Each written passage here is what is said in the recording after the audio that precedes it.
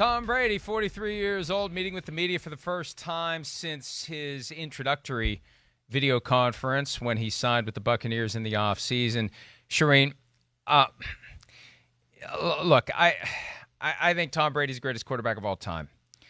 And we just played part of what he had to say. You know, he was specifically asked about his concerns as it relates to COVID-19. And this is a guy who defied the NFLPA's recommendation. I was like, it was just a recommendation. Well, yeah, I mean, so just because they're not forcing you to not do it doesn't make it something that you should maybe consider, complying with. But the NFLPA said several weeks before camp, no more of these group workouts until we get to training camp so we can have proper safety protocols. And Tom Brady basically gave the NFLPA a middle finger. He was asked yesterday about his concern as it relates to COVID-19, and it was like 2 sentences of nothing, and then he pivoted into an extended commercial for the entire TB12 method. He never really drilled down to whether and to what extent he has concern. And here's the bottom line. Even if you think you have honed your body to a point where, as Gardner Minshew said earlier this week, if the virus sees you, it's going to run the other way. The reality is, if you test positive, even if it doesn't affect you, you test positive, you're shut down. You test positive on a Saturday, you're not playing the next day. So, even if you never have a symptom, right? This is just some arbitrary thing that plucks a guy out of a locker room, puts him over on the side, and says, you're not playing this week. So for that basic reason, every player needs to be concerned about COVID-19, including Tom Brady. When Tony Romo was in the Cowboys locker room, I never thought he would be good at TV after he was done. And the reason is because he talked a lot and said very little. And I get that same thing with Tom Brady. The media never asked the question that you just said as about these offseason workouts he had going against the NFLPA mandate not to do this. And they never ask it. And I don't blame the media for that. I know those guys, most of those guys very well. I covered the Tampa Bay Buccaneers a long time ago, but I covered it with many of those guys still on the beat. But the reason is he spent 11 minutes in a press conference and answered 6 questions and said basically nothing in this entire press conference. And, as you said, Mike, as you noted, eating well, sleeping well, doing all the things you need to do to be a good player on the football field have nothing to do with whether you get COVID or don't get COVID. Frankly, it's a lot like going to Las Vegas. It's hit or miss. It's luck of the draw whether you're going to get this thing or not. And so there's nothing you can really do aside from staying away from people wearing a mask and taking the precautions. And even then, there are no guarantees you're not going to get COVID. We all know people who have had COVID, and some of them have been worst case scenarios. And that whole team beat writers press conference dynamic, it has so many different facets and factors to it. And let's be realistic, right? If this is the team you cover, you don't want to piss off the starting quarterback in his first training camp press conference by asking him a bunch of hostile, aggressive questions and trying to cross-examine him on why he defied the NFLPA mandate. You become persona non grata, and all of a sudden, you can't do your job anymore. I mean, there is part of that reality. And then in a press conference, there's always that kind of like, well, I'm not going to really be the one to ask that really delicate, difficult question. Maybe he will, or maybe she will. And before you know it, it's over when you throw in the ever-present filibuster option, where you can take 6 minutes to answer one question, be completely non-responsive, and just run out the clock. I mean, you're right. That's what he did yesterday. It was an 11-minute clock. He ran it out by giving long answers, and he never got pressed. Not that he would have gotten pressed. He never got pressed on some of the choices he made and how he harmonizes that now with the idea that they're trying to keep people safe and trying to keep them from getting COVID-19. So we got another Tom Brady clip from yesterday. Let's see what he had to say, and we'll react on the other side. I'm glad we're not playing a game, this Sunday. I'm glad we have time to prepare. It's been a good week or so being in here, and I think every day I'm trying to take advantage of the opportunity to improve myself so that I can be the best quarterback for this team that this team really deserves. These guys are working really hard, and I want to come in here and do a great job for them. Easy to do a great job when you have great players around you, Shireen. That's the one thing we can't lose sight of. The Buccaneers and the Saints get together 5 weeks from this Sunday, and when you look at the talent around Tom Brady, guys that collectively, he's never had a crew like this. He's had Randy Moss, he's had Wes Welker, he's had flashes. But all of these guys that he has available to him with Mike Evans, Chris Godwin, Rob Gronkowski, O.J. Howard, Cameron Braid. I wouldn't put LaShawn McCoy on that graphic because I have a feeling he ain't even going to make the team.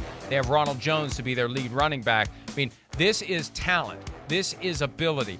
This is something that Tom Brady can really make hay with if he has enough time to throw. But the one thing we know about Tom Brady, he makes his decision pre-snap.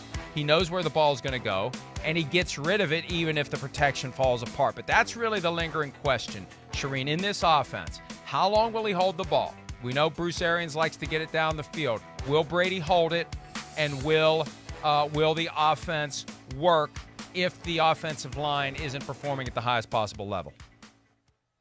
Well, I think you also have the question, Mike, of how much does Brady have left? You look back at last year, he wasn't very good. So was it Tom Brady, or was it the fact that he didn't have any weapons to throw to? He didn't have any weapons in the backfield. He doesn't have the weapons like he has now in Tampa, and that's what we're going to find out. He is 43 years old, and we saw it with Peyton Manning. You know, the career just kind of went off the cliff there, and he ended up winning a Super Bowl, but they did it with defense. I'm not positive this Bucs defense is quite as good as that Broncos defense was when they won Super Bowl 50. But I think that's what we're going to find out about Tom Brady is how much he has left, and whether it was the weapons he had in New England or whether it was the fact that Tom Brady's on his last legs or his last arm, however you want to put it. Legs are the key, not the arm. I was told several years ago by somebody who has studied Brady very carefully. He'll be able to throw like he does into his 50s. It's the legs. It's the ability to get away from guys who now are. I mean, I've been rounding up or rounding down and saying, you know, he's facing guys who are half his age. There are guys now half his age who are chasing him around. And if he cannot get away from them, and we've seen him bail out multiple times, key throws, and I'm not questioning in any way his courage, right? It's smart. If Frank Clark is bearing down on you as you're getting ready to throw the ball on 4th and goal to Julian Edelman to potentially force overtime against the Chiefs, and you choose to make a half-hearted throw because you need to curl up in the fetal position before Frank Clark sends you into the front row, you do it when you're 42. But those business decisions, those very smart business decisions, that affects your performance. And at some point, you're just not going to have time to even make that business decision. At some point, the legs are going to go to the point where he can't avoid getting hit. Once he starts getting hit, he's going to get hurt, and it's going to be like Peyton Manning in 2015, where it was just duct tape and glue to try to hold him together for a full season, and eventually they had to shut him down, and eventually they brought him back with just enough to just limp over the finish line for that Super Bowl championship. And that's a real factor, and it almost feels sacrilegious to say that about Tom Brady. But, hey, if you're going to play into your mid-40s, this is part of what you're going to have to deal with, the question of whether or not Father Time isn't going to get you in the offseason. Father Time may get you during a game in October. It may all happen that quickly, and that's part of the fascination of watching Tom Brady play this late into his career, Shireen. Oh, I can't wait. And I think we're excited, and we're excited by the Bucs for the first time in forever, since at least the early 2000s when they had that great defense, and you wanted to see what Warren Sapp and Derek Brooks and all those guys were going to do. And I know the Tampa fans are as excited as they've been since then, and we all want to watch them, and we all want to see what Tom Brady's going to do and if he can lead this team back to the promised land where they've only been one time, and they've been bad in their history. So he gives them hope right now, and if he has something left, I think they're going to have a really good time in Tampa.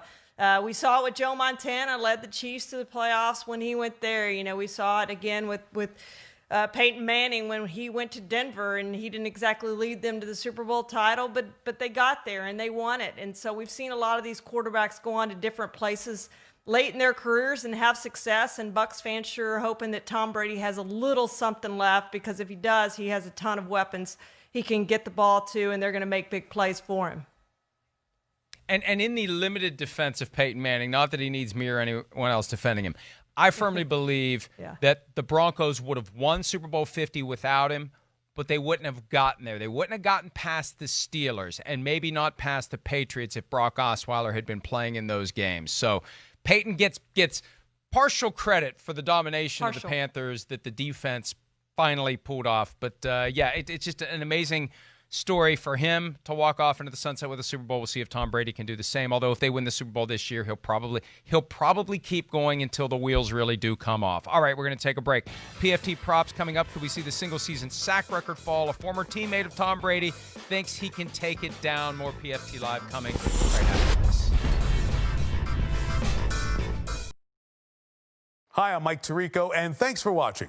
Make sure to hit subscribe for the latest news and highlights from NBC Sports.